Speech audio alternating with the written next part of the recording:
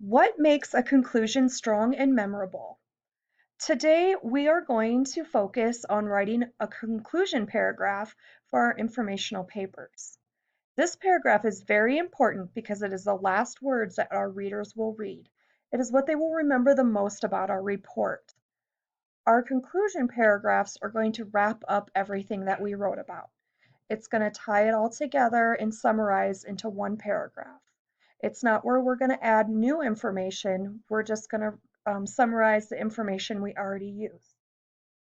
So let's read this text about Bill Gates. Have you ever wondered if the things that interest you now as a kid could later develop into ideas that make you a billionaire? That's how it all started for Bill Gates, the builder of the world's largest software business, Microsoft. As a child, Bill Gates was an excellent reader and would spend hours reading books like the encyclopedia. He had a competitive nature and enjoyed playing board games with his family and friends. Bill began showing an interest in computers when he was about 13 years old. His parents enrolled him at an exclusive preparatory school called Lakeside. When Bill was growing up, schools didn't have computers like today. Using money they raised from a fundraiser, Lakeside bought time on a computer for their students to use. Bill really enjoyed his time on the computer and wrote a tic-tac-toe program that allowed users to play on the computer. At Lakeside, Bill befriended a man by the name of Paul Allen. Bill and Paul had many things in common, with the biggest being their love for computer programming. At the age of 15, Bill and Paul went into business with one another, developing TrafoData, a computer program that would monitor Seattle's traffic patterns. They were paid $20,000 for this program. After graduating from Lakeside, the boys wanted to open their own business together, but went their separate ways attending different colleges. However, they stayed in touch and later began working together again on a software program that would run in the Altair 8800, a mini computer kit. The program was a big success and the duo was hired to work together for the company.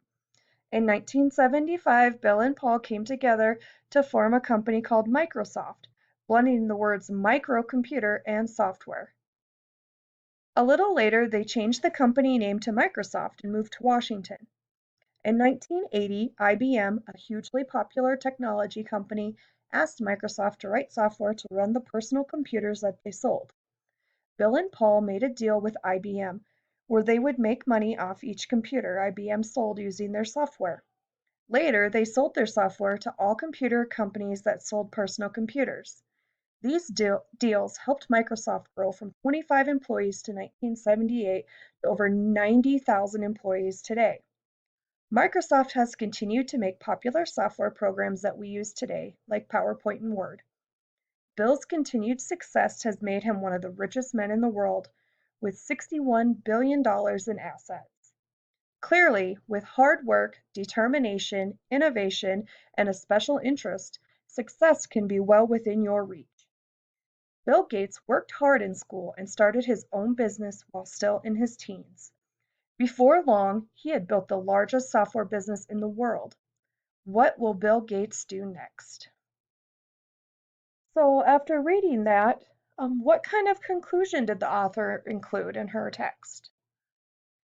She wrapped everything up and used that question to kind of get the readers interested um, in thinking about what could happen in this text. So today I want you to think about what kind of conclusion you could have for your paper and what kind of transition words and phrases you can include in that conclusion. Um, for example, you could use in summary, in conclusion, as you can see, clearly, or it is clear that.